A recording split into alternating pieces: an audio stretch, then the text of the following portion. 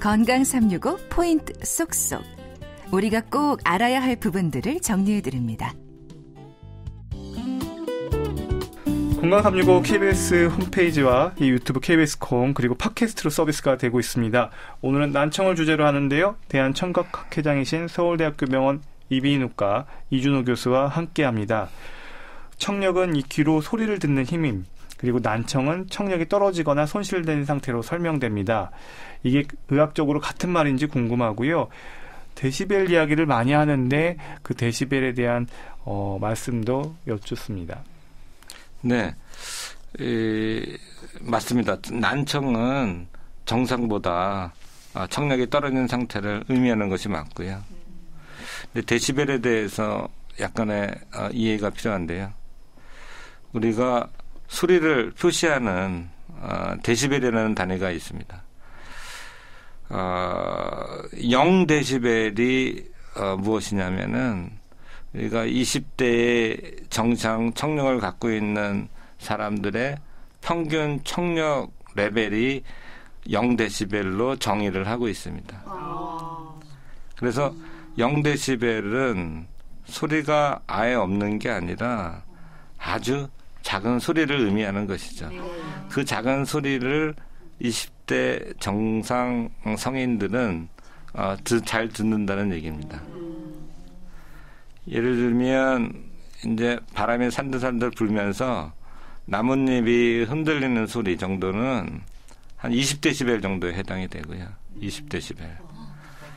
그리고 이제 가정에서 있을 수 있는 평균 생활소음은 한 40데시벨 정도가 되고요. 우리가 박광식 기자님과 제가 이렇게 옆에서 대화하는 음은 60데시벨에 해당이 됩니다. 집에 가정에서 이제 전기 청소기 돌리는 그런 소리는 한 80데시벨 정도에 해당이 되고요. 지하철 안에서의 소음은 80에서 90데시벨 정도의 소음에 해당됩니다. 총소리는 130데시벨 정도에 해당이 되거든요. 근데 이제 보통 정상인은 우리가 정상이라고 얘기하는 것은 25데시벨보다 적은 소리를 들을 수 있는 사람을 정상인이라고 얘기하거든요.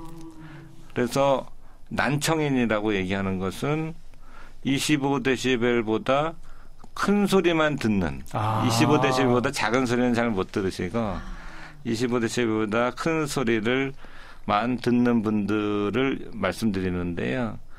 그 정도에 따라서 이제 경도 난청, 중등도 난청, 심도 난청, 그다음에 아주 큰 소리도 아예 반응이 없는 이제 고도 난청, 그 정도에 따라서 이제 난청의 정도가 결정됩니다. 아니 소리의 크기를 교수님께서 차분히 설명을 해주시니까 정말 귀에 쏙쏙 들어오는 것 같아요. 그러면 이 난청에 대해서 크기에 따라서 경도, 난청 이렇게 나눌 수가 있다고 하셨는데요.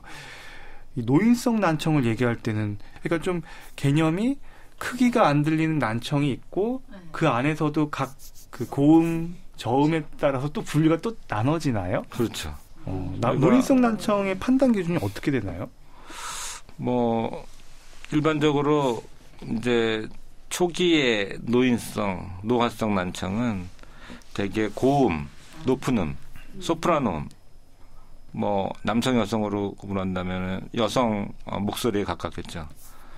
되게 고음 쪽에 높은 음 쪽의 소리가 잘 안 들리는 증상으로 사실은 시작되고요. 그것이 좀 더 시간이 많이 지나고 더 연령이 많아지시면은 사실은 중음, 저음 쪽으로도 이동을 하게 됩니다. 그래서 이제 고음으로 시작되기 때문에 우리가 이제 속삭이는 소리를 잘 못 듣는다든지 하면은 의심을 해보고 이제 검사를 이제 해봐야 되는 것이 중요한 사실이겠습니다. 25데시벨에서 40데시벨 사이가 저희가 경도 난청이라고 하는데요. 그러니까 그 정도는 이제 약한 난청이라고 볼 수 있는 거죠. 왜냐하면 제가 말씀드리는 게 60데시벨인데 25에서 40데시벨 정도의 경도 난청이 있는 분들은 가까이서 얘기하는 거는 들을 수 있으시거든요. 근데 네, 조금 소음 환경이 되면은 이제 언뜻 말을 놓칠 수 있는 것이 이제 가는기 먹었다라는 그러한 표현을 하게 됩니다. 그러니까 이런 난청이 있을 때 이게 딱 일괄적인 기준이 있는지 궁금한 게요. 사실 사람마다 조금 안 들려도 그냥 무뎌서 그냥 그냥 살아가는 사람이 있는가 하면 조금만 안 들려서 신경이 많이 쓰이는 사람이 좀 주관적인 부분도 있을 것 같아서 그러면 어떨 때 보청기를 고려하게 되는지 이런 것들은 객관적 기준으로 이렇게 정해진 건지 아니면 좀 사람마다 좀 다를 수 있는 건지 좀 궁금해요. 보청기는 기준은 정해져 있는데요. 기준은 있군요. 선택은 환자분들이 하시는 거라서 환자분들의 개인적인 성향도 있을 수 있고 그다음에 매일매일 일어나는 사회 활동의 정도에도 달려있기 때문에 제가 말씀드리는 부분은 이제 기준을 말씀드리면은 네. 우리가 의학적으로는 사실은 귀가 잘 안 들리면 보청기 써야 되는 것이 맞습니다. 네. 우리가 눈이 잘 안 보이면 우리가 하루 종일 안경 이렇게 쓰고 생활하듯이 노화성 난청 혹은 난청이 있는 분들에게도 일정 수준의 이상의 청력 감소가 있으면은 보청기를 착용을 해야 일상생활에서 사회활동에 지장을 초래하지 않을 수 있습니다. 보통 저희가 25데시벨 이상이면은 경도 난청부터 시작된다 그랬잖아요. 네. 근데 이제 25데시벨에서 40데시벨이 경도 난청인데 의학적으로는 보청기를 권해드릴 수 있습니다. 근데 그분들은 본인들이 경도 난청이시기 때문에 내가 잘 듣지 못하지 않는다라고 생각하시는 분들이 많기 때문에 사실은 보청기를 권해드려도 보청기를 계속 지속해서 착용하는 그런 율은 전 세계적으로도 많지 않습니다. 예를 들어서 보청기 착용률이 뭐 한 10%에서 한 20% 정도밖에 되지 않습니다. 그러나 40데시벨 이상의 중등도 난청이 되게 되면은 사회생활에 지장을 느끼게 되는 것이거든요. 그래서 그런 경우에는 보청기 당연히 저희들이 권해드리고 보청기를 착용하고 사회생활을 해야 되는 그러한 확률이 높아집니다. 그래서 사실 그런 경우에는 그 이상 40데시벨 이상에서는 사실은 우리가 보청기를 하시고 사회생활을 하시는 게 중요하게 되겠고요. 이제 우리나라에서는 보청기가 귀에 꽂게 되니까 이제 유독 보이시는 것을 싫어하시는 경향이 각 나라에서도 다 마찬가지긴 한데요. 그래도 그 난청에 보충을 할 수 있고 그다음에 사회생활을 할 수 있고 여러 가지 문제점을 일으킬 수 있기 때문에 사실은 잘 듣고 사는 게 상당히 중요하기 때문에 의학적으로 진료실에서 보청기가 필요한 경우라면 꼭 보청기 상담을 통해서 청력 제어를 하시는 것이 좋을 것 같습니다. 그러니까 난청에 있어서는 교수님 이야기를 들어보니까 좀 선제적으로 좀 먼저 대응을 하는 게 오히려 좀 지혜로운 선택이 아닐까라는 생각도 듭니다.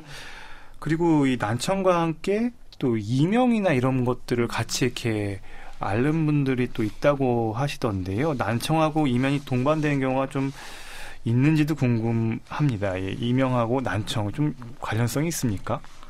매우 밀접한 연관성이 있습니다.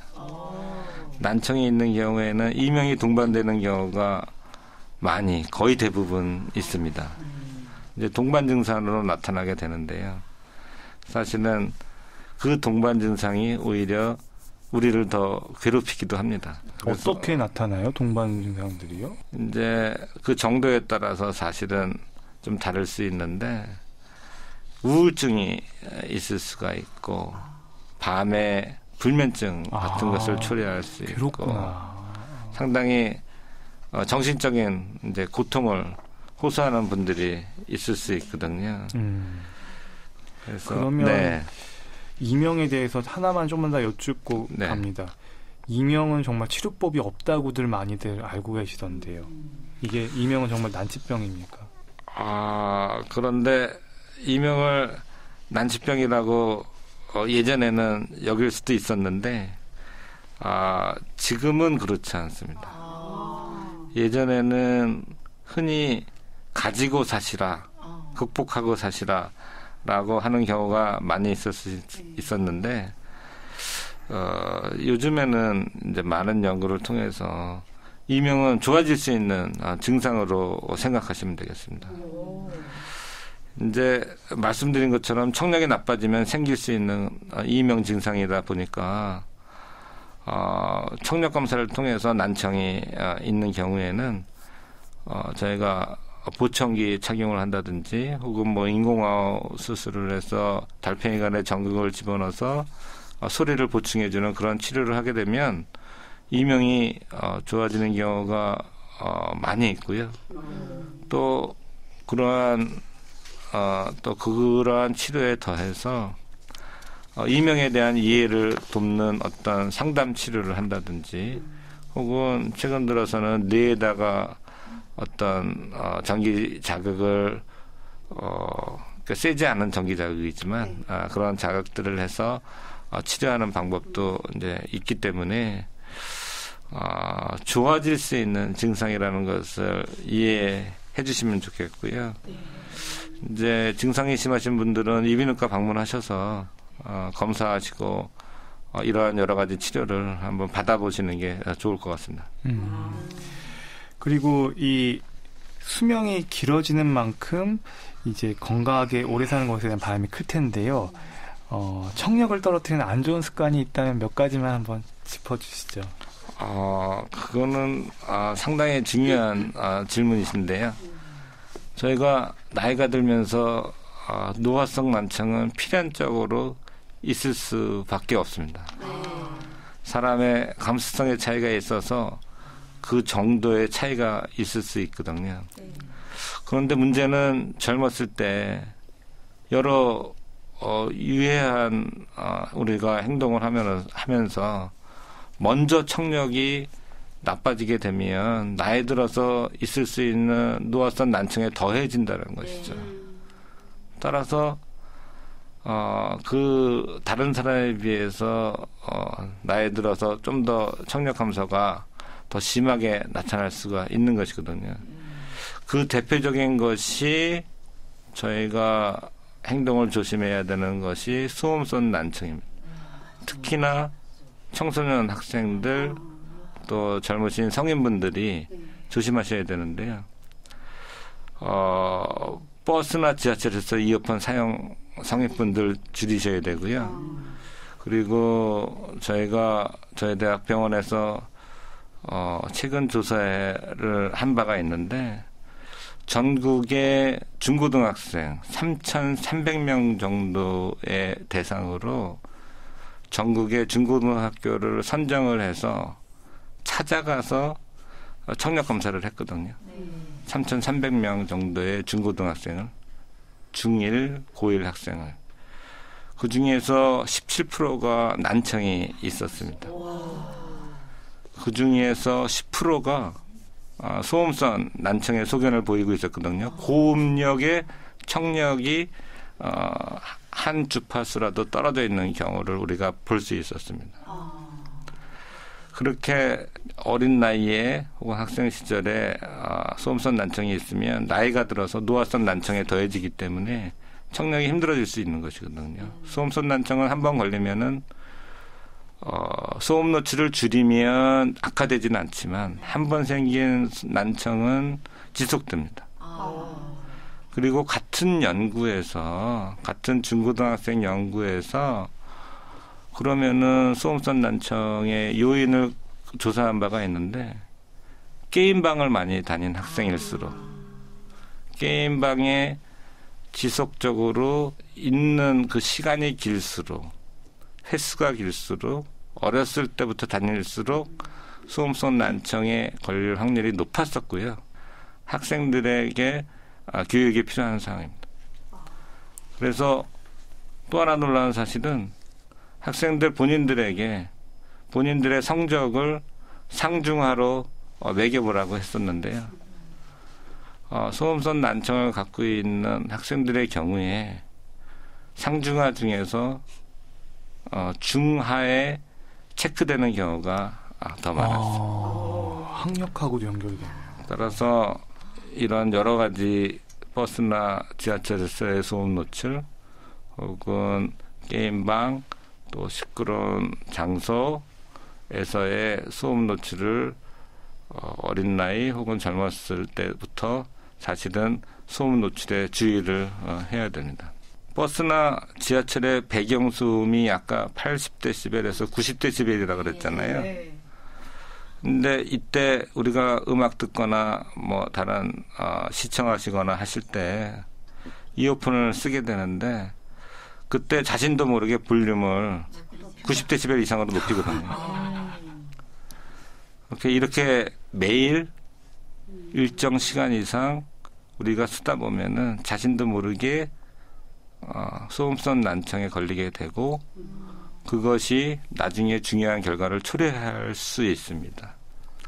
저희가 그러니까 직업성 소음성 난청도 있을 수 있는데 이제 작업장에서 허용되는 소음 노출의 정도와 시간이 정해져 있거든요. 예를 들면 우리가 하루에 8시간 근무하잖아요. 85dB 이상의 소음을 8시간 이상 들으면 소음성 난청이 있을 수 있고요. 94dB 정도의 소음은 1시간 정도만 허용되고 있습니다. 예를 들어서 88dB는 4시간 반으로 줄어들거든요. 3dB 올라가면서 85dB에서 3dB 올라가면서 허용 시간이 반으로 줄어듭니다. 그러니까 88dB는 4시간으로 줄어들고요. 91dB는 2시간으로 줄어들고요. 94dB는 1시간, 97dB는 30분으로 줄어들어요. 그래서 버스에서 혹은 지하철에서 97dB를 듣는다고 한번 생각해 보세요. 직업성 소음선 난청의 허용 기준이 30분밖에 되지 않아요. 따라서 그거를 우리 국민들이 20-30분 이상 매일 듣는다고 생각을 해보시면 그 소음선 난청이 상당히 추후에 문제가 될 수 있을 거라는 것을 예상하실 수가 있겠고 따라서 이어폰이나 볼륨을 최대 볼륨의 60% 이하로 낮춰야 되고요. 한두 시간씩 쉬어줘야 됩니다. 그 시끄럽게 듣던 볼륨을 집안에 들어오셔가지고 그대로 들어보세요. 귀가 따가워서 못 듣는 경험을 하시게 될 겁니다. 네, 이렇게 하나하나 우리가 보통 버스나 지하철에서 이어폰 볼륨을 너무 높게 하지 말라는 얘기는 듣긴 했는데 이렇게 구체적인 근거로 얘기를 해주시니까 정말 주의해야 되겠다는 생각이 듭니다. 박광식의 건강 이야기 오늘은